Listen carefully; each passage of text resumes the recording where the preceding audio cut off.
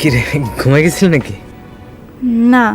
আচ্ছা এই শোন, এই আমরা যে আসছি বাইরে আমার নাম তব্বু বলিস না, বলবি রাশেদ বা অন্য কিছু। আমার হয়তো অনেকে চেহারা চিনা, কিন্তু মানে চেহারা চিনা না, নামই চিনে আর কি। আচ্ছা। বলিস না, ঠিক আছে? বলিস না। হুম শুয়ে পড়তে আমি জায়গা নাকি?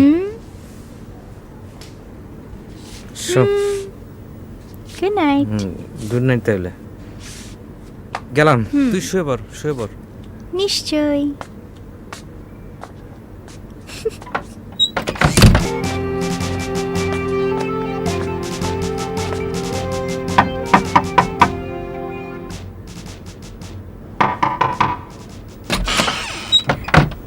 কি সবার? ডিস্টার্ব করছিস তো রে? না বল। শোন, ওই আমার কালকে একটু সকালে যেতে হবে, বুঝছিস? তুই উঠে যেতে পারবি না সকালে? কয়টা উঠবি তুই? এই তো 8টায় অফিস যাব।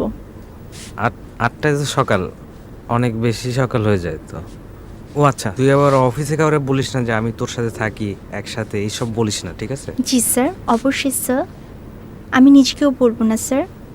Happy sir? হ্যাঁ। আচ্ছা তুই শুয়ে পড় তাহলে। জি স্যার। আমি যাই। Good night sir. তুই শুয়ে পড়। Bye sir. দ্বিতীয়বার good night sir. Sweet dream sir. শালার কষ্ট করে ঘর সাজা দিলাম আমি, আর ছবি লাগিয়ে রাখছি সব মুন্না ভাই এমবিবিএস এর। শোন, তোর এই বাসা তুলে দিছি না, আমি আর আসবো না, ঠিক আছে? আমি আর আইতে পারবো না। বাইরেলা কি বলবে যে বউকে বাসায় তুলে দিয়ে জামাই ফুটে গেছে, পরে আমার এই ঘাট ধাক্কা দিয়ে 2 দিন পর বের করে দিবে। মাঝে মধ্যে আসিস তাহলেই তো হলো। শোন, তুই একটা কাম কর, এই এমবিবিএস এর পাশে এই হাতিরের একটা কয়েকটা ছবি লাগে রাখ, সুন্দর লাগতো। তুই খালি দেয়ালের ছবিটাই দেখতি, আর তোর ছবি যে বাল্যকাল থেকে আমার এই হৃদয়ে টাঙিয়ে রেখেছিলি শয়তান, সেটা আর দেখলি না তুই। বাহ মাস্টার মা, থ্যাংক ইউ। ধন্যবাদ ধন্যবাদ ধন্যবাদ। এখন আমি খাই, তুই দেখ।